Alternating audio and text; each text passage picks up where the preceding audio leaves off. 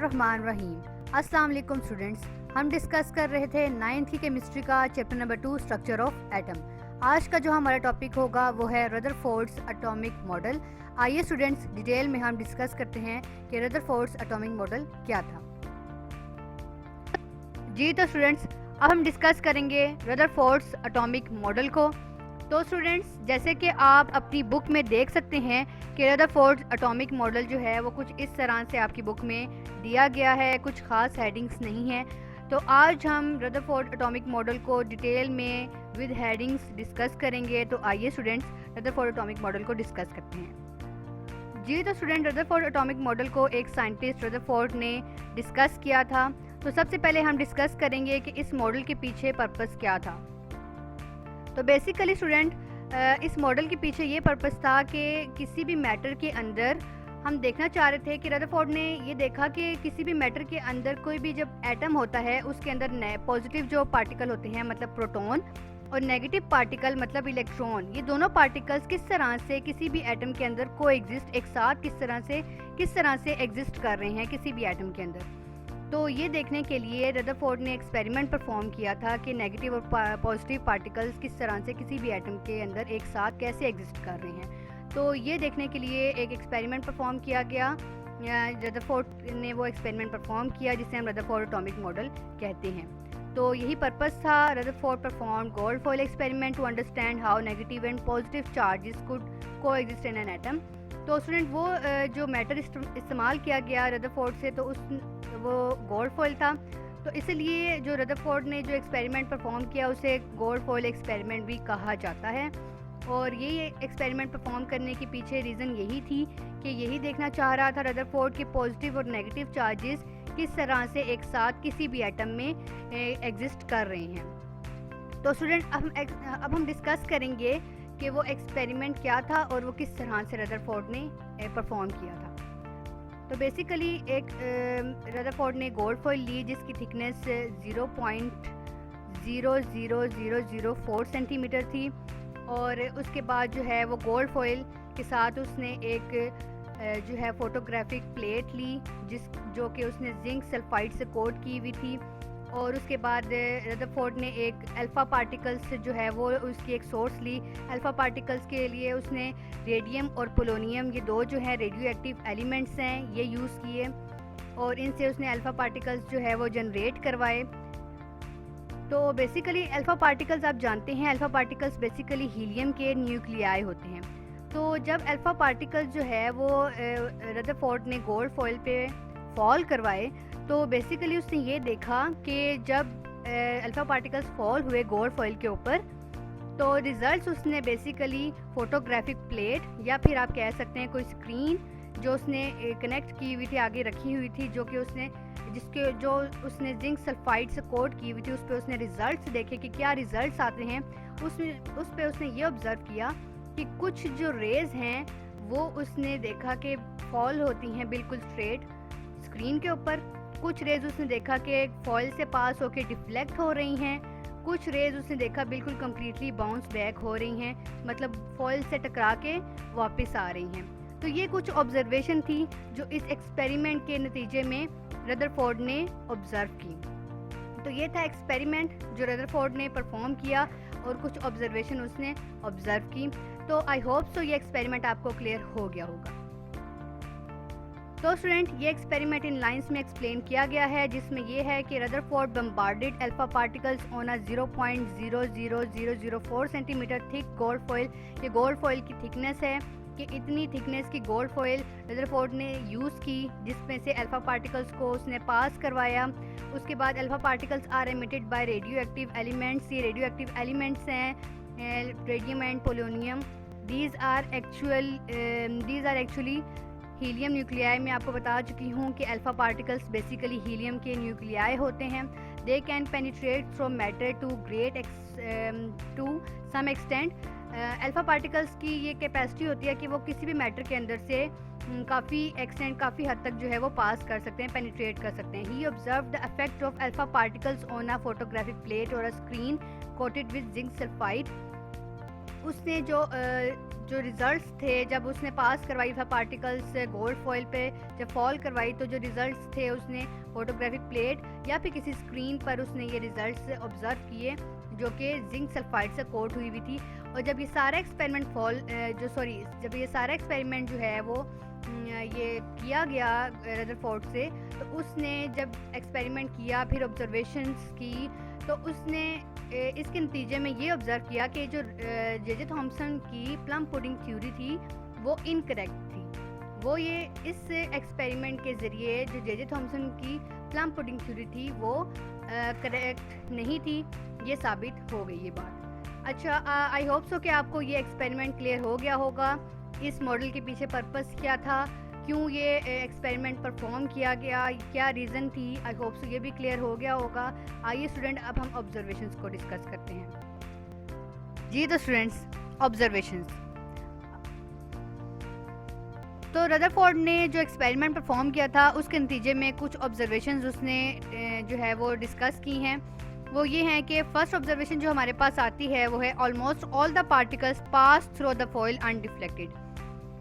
उसने ये ऑब्जर्व किया कि जब अल्फा पार्टिकल्स गोल्ड फॉइल पे बम्बार्ड करवाई, उसने फॉल करवाई, तो जो अल्फा पार्टिकल्स थी वो गोल्ड फॉइल में से पास होगी। तो बहुत सारी ऐसी रेस थी, ऐसे पार्टिकल्स, अल्फा पार्टिकल्स बहुत सारे गोल्ड फॉइल में से पास करके अनडिफ्लेक्टेड, मतलब वो डिफ्लेक्ट नहीं हुए। बहुत सारी पार्टिकल्स जो थी वो बगैर डिफ्लेक्शन के अल्फा पार्टिकल्स में से गोल्ड फॉइल में से पास कर गई। तो ये उसकी फर्स्ट ऑब्जर्वेशन थी। सेकंड ऑब्जर्वेशन थी only a few particles were deflected at large angles. Secondly Rutherford ने ये ऑब्जर्व किया कि बहुत ही कम ऐसे पार्टिकल्स थे जो कि गोल्ड फॉइल से पास हुए और डिफ्लेक्शन शो की, मतलब वो बेंड हो गए, पास करके उन्होंने डिफ्लेक्शन शो की। ये उसकी सेकंड ऑब्जर्वेशन थी। और थर्ड ऑब्जर्वेशन ये थी कि very few particles bounced back on hitting the gold foil. बहुत ही कम जो ऐसे पार्टिकल्स थे जिन्होंने गोल्ड फॉइल को टकराए और फिर उसके बाद क्या किया, बाउंस बैक हो गए, टकराने के बाद वापस आ गए। बहुत ही कम ऐसे पार्टिकल्स थे जिन्होंने ऐसा किया। ये 3 ऑब्जर्वेशन थी जो कि रदरफोर्ड ने अपने एक्सपेरिमेंट के बाद इन्हें नोट किया। आई होप सो ये 3 पॉइंट्स आपको क्लियर हो गए होंगे। अब हम जो है रिजल्ट्स को डिस्कस करेंगे कि रदरफोर्ड ने इन ऑब्जर्वेशंस के बाद, एक्सपेरिमेंट के बाद क्या रिजल्ट्स जो थे ऐसे जो उसने जो है वो एंड में जो है वो नोट किए। जी तो स्टूडेंट्स, अब हम डिस्कस करेंगे कंक्लूजन्स को कि रदरफोर्ड ने इस एक्सपेरिमेंट के नतीजे में कौन से ऐसे रिजल्ट्स जो थे वो डिस्कस किए थे।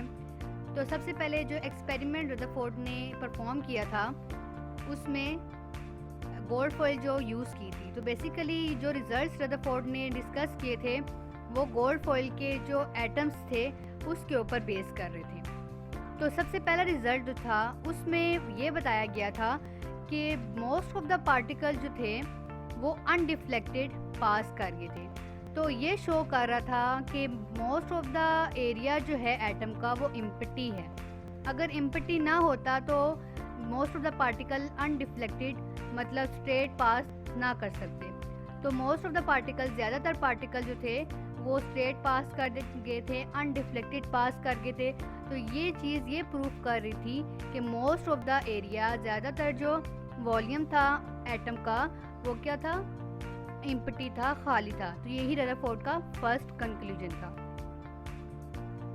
Since most of the particle pass through the foil undeflected, therefore most of the volume of an atom is empty. So student, यही जो पॉइंट है यही डिस्कस हो रहा है इस पॉइंट में कि मोस्ट ऑफ द वॉल्यूम जो था एटम का वो एम्प्टी था, तभी मोस्ट ऑफ द पार्टिकल जो थे, अल्फा पार्टिकल्स थे, वो अनडिफ्लेक्टेड जो थे फॉइल में से पास कर गए थे। सेकंड के लिए भी हम एटम की तरफ ही मूव करेंगे। सेकंड में ये बताया जा रहा है कि कुछ पार्टिकल जो थे उन्होंने डिफ्लेक्शन शो की थी।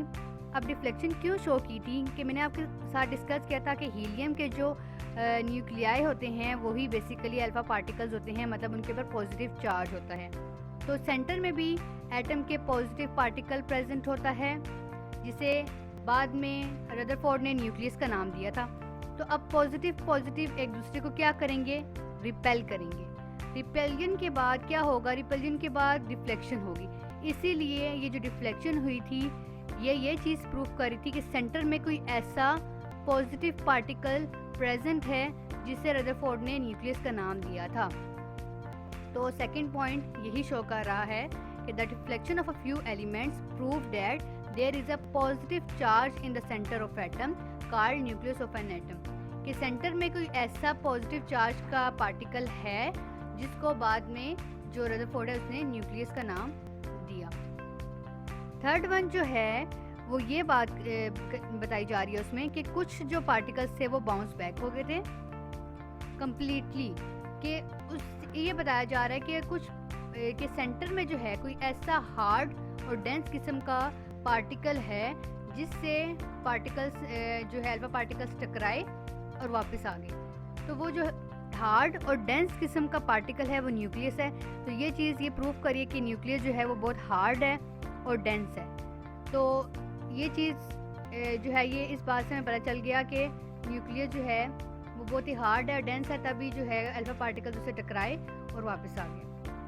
यही थर्ड कंक्लूजन था कि bouncing off particles show that the nucleus is a very dense and hard particle. अब हमारे पास जो है फोर्थ पॉइंट वो है कि अब हम देखेंगे कि जो है साइज ऑफ न्यूक्लियस। अब साइज ऑफ न्यूक्लियस की बात की जाए कि अब आपने देखा कि डिफ्लेक्शन जब हुई तो आपने ये देखा कि डिफ्लेक्शन फ्यू पार्टिकल्स की हुई, तो इससे हमें ये पता चलता है कि जो न्यूक्लियस का साइज़ है वो छोटा है। कैसे पता चलता है कि अगर न्यूक्लियस का साइज़ बड़ा होता, ये न्यूक्लियस के ऊपर क्या चार्ज है कि पॉजिटिव चार्ज है, कि अगर न्यूक्लियस का साइज़ बड़ा होता तो पॉजिटिव रिपल्जन ज़्यादा होती, क्योंकि अल्फा पार्टिकल्स क्या हैं, हीलियम के न्यूक्लियाई हैं, उनके ऊपर क्या चार्ज है, पॉजिटिव चार्ज है। तो पॉजिटिव रिपल्जन ज़्यादा होती अगर न्यूक्लियस का साइज़ क्या होता, बड़ा होता। तो न्यूक्लियस का साइज़ छोटा है तभी रिपल्जन कम हुई है, तभी डिफ्लेक्शन भी क्या हुई है, कम हुई है। तो ये चीज़ शो कर रही है कि न्यूक्लियस का साइज़ क्या है, छोटा है। तो यही हमारे पास क्या है, फोर्थ पॉइंट है कि nucleus is small. The deflection of a few particle shows that the size of the nucleus is very small than the volume of an atom, कि जो पूरा वॉल्यूम है एटम का, मतलब पूरा जो साइज़ है एटम का, उसके मुकाबले में जो न्यूक्लियस का साइज़ है वो बहुत ही क्या है, छोटा है। अब फिफ्थ पॉइंट की तरफ मूव करते हैं। अच्छा, रदरफोर्ड ने डिस्कस किया था कि एटम के अंदर जो इलेक्ट्रॉन है वो बिल्कुल ऐसे ही रिवॉल्व कर रहे हैं, कुछ इस तरह से, कि उसने कोई ऑर्बिट का कॉन्सेप्ट नहीं दिया था, कि कोई प्रॉपर पाथ नहीं होता, कोई प्रॉपर रास्ता नहीं है इनका जिसमें ये रिवॉल्व कर रहे होते हैं। इसी तरह रैंडमली पड़े होते हैं इलेक्ट्रॉन, और बीच में इस तरह आपके पास न्यूक्लियस होता है जिसके अंदर प्रोटॉन्स होते हैं, और इस तरह से इलेक्ट्रॉन क्या होते हैं, रैंडमली रिवॉल्व कर रहे होते हैं। ये रदरफोर्ड का कॉन्सेप्ट था इलेक्ट्रॉन्स के बारे में। यही था fifth conclusion, the electrons revolve around the nucleus. Remaining conclusion आइए डिस्कस करते हैं। जी तो स्टूडेंट्स, नेक्स्ट पॉइंट जो हम डिस्कस करेंगे कंक्लूजन का, उसमें ये बताया जा रहा है कि रदरफोर्ड ने कहा कि जो हमारे पास एटम एज अ होल जो होता है उसके ऊपर कोई चार्ज नहीं होता। क्यों चार्ज नहीं होता? क्योंकि एटम के अंदर जितने नंबर ऑफ इलेक्ट्रॉन्स होते हैं उतने ही नंबर ऑफ प्रोटॉन भी होते हैं। मतलब आपके पास जो इमेज है उसमें आप काउंट कर सकते हैं कि नेगेटिव चार्जेस जो हैं वो इलेक्ट्रॉन है और जो पॉजिटिव चार्ज जो हैं वो प्रोटॉन है। नेगेटिव जो हैं वो 7 इलेक्ट्रॉन और 7 ही आपके पास अंदर जो है न्यूक्लियस के अंदर प्रोटॉन है। तो negative charge 7 proton, sorry 7 electron और 7 प्रोटॉन, ये 7 इलेक्ट्रॉन और 7 प्रोटॉन एक दूसरे को कैंसिल कर देंगे तो एटम के ऊपर कोई चार्ज इस तरह से नहीं आता है। तो एटम एज अ होल इस तरह से आपके पास क्या होता है, न्यूट्रल होता है। यही जो रदरफोर्ड का है 6th कंक्लूजन थी। 7th कंक्लूजन की तरफ मूव करते हैं। उसमें यह बताया गया है कि इलेक्ट्रॉन्स को छोड़कर जो आपके पास न्यूक्लियस होता है उसके अंदर प्रोटॉन और न्यूट्रॉन जो प्रेजेंट होता है इनको न्यूक्लियॉन्स कहा जाता है। यही आपके पास 7th कंक्लूजन थी। इससे except electrons all other fundamental particles that lie within the nucleus are known as nucleons. मतलब जो न्यूक्लियस के अंदर जो प्रेजेंट होता है, न्यूक्लियस के अंदर क्या प्रेजेंट होता है, न्यूट्रॉन्स और प्रोटॉन्स। मतलब न्यूट्रॉन्स और प्रोटॉन्स को न्यूक्लियॉन्स कहा जाता है। ये रदरफोर्ड का लास्ट वन कंक्लूजन था। आई होप सो आपको कंक्लूजन्स समझ आ गए होंगे, पॉइंट क्लियर हो गया होगा। अब हम इस सब के बाद रदरफोर्ड के क्या डिफेक्ट्स थे, क्या फॉल्ट्स थे इस पूरे मॉडल के अंदर, आइए हम वो डिस्कस करते हैं। जी तो स्टूडेंट्स, अब हम डिस्कस करेंगे defects of Rutherford atomic model. तो सबसे पहला डिफेक्ट हम डिस्कस करने के लिए एनिमेशन की तरफ मूव करते हैं। जी तो स्टूडेंट्स, रदरफोर्ड का जो एटॉमिक मॉडल था वो बेसिकली क्लासिकल थ्योरी के ऊपर बेस कर रहा था। क्लासिकल थ्योरी कहती है कि इलेक्ट्रॉन जो है एक चार्ज पार्टिकल है, और जो चार्ज पार्टिकल है उसको कंटिन्यूसली अपनी एनर्जी क्या करनी चाहिए, रिलीज कर देनी चाहिए।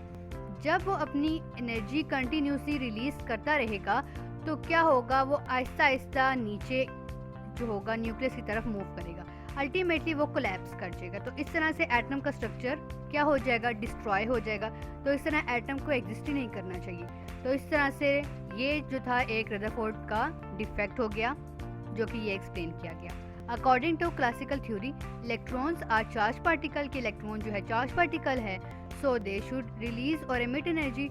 जो क्लासिकल थ्योरी थी वो ये कहती थी कि कोई भी चार्ज पार्टिकल है तो उसको ये चाहिए कि वो कंटिन्यूसली अपनी एनर्जी क्या करता रहे, रिलीज करता रहे। जब कोई भी चीज़ कंटिन्यूसली अपनी एनर्जी रिलीज करती रहेगी तो वो अपने जो है, वो जाहिर बात है, वो नीचे से नीचे लेवल पे आती रहेगी, और अल्टीमेटली जब नीचे से नीचे लेवल पे आती रहेगी तो अभी आपने एनिमेशन में देखा कि वो कोलैप्स कर, नीचे क्या है, न्यूक्लियस है, तो वो न्यूक्लियस से क्या करेगी, टकरा कर एटम का स्ट्रक्चर क्या हो जाएगा, डिस्ट्रॉय हो जाएगा। तो ये क्या था, रदरफोर्ड का डिफेक्ट था। नेक्स्ट डिफेक्ट जो है हम देखते हैं, ये भी इसी एनिमेशन की तरफ ही आता है कि क्लासिकल थ्योरी के मुताबिक जब आपने देखा कि कंटिन्यूस जब ये एनर्जी एमिट करेगा तो क्या होगा, ये कंटिन्यूस स्पेक्ट्रम इसको बनाना चाहिए एटम को। ओके, जब कंटिन्यूस स्पेक्ट्रम कुछ इस तरह से होता है, लेकिन जब एटम का हमने स्पेक्ट्रम ऑब्जर्व किया तो लाइन स्पेक्ट्रम था। लाइन स्पेक्ट्रम इसलिए था क्योंकि जो एटम जो है उसके अंदर इलेक्ट्रॉन जो है वो कंटिन्यूस जो है वो अपनी एनर्जी जो है वो क्या करता है, रिलीज या एब्जॉर्ब नहीं करता है। एटम तब ही रिलीज और एब्जॉर्ब एनर्जी करता है जब वो लूज और गेन करता है। ये आपको बोहर के एटॉमिक मॉडल में इंशाल्लाह हम डिटेल में डिस्कस करेंगे। तभी एटम जो है अपना लाइन स्पेक्ट्रम बनाता है। तो ये इसका सेकंड डिफेक्ट था। If the electron emit energy continuously they should form a continuous spectrum. अगर कोई भी चीज़ जो है, इलेक्ट्रॉन जो है वो कंटिन्यूसली जो है अपनी एनर्जी क्या करेगा, रिलीज करेगा, एमिट करेगा, तो उसे कंटिन्यूस स्पेक्ट्रम बनाना चाहिए। लेकिन जब भी हमने जो है इलेक्ट्रॉन का स्पेक्ट्रम देखा तो वो क्या था, लाइन स्पेक्ट्रम था। तो ये भी एक क्या था, रदरफोर्ड का डिफेक्ट था। आई होप सो आज आपको जो है वो ये डिफेक्ट जो है वो क्लियर हो गए होंगे। आज हमने रदरफोर्ड एटॉमिक मॉडल डिस्कस किया, उसके experiment, purpose, conclusion, observation, defects discuss किए। आई होप सो आज का लेक्चर आपको समझ आ गया होगा, क्लियर हो गए होंगे पॉइंट्स। आपसे मुलाकात होती है अपने नेक्स्ट लेक्चर वीडियो में। तब तक के लिए अल्लाह हाफिज़।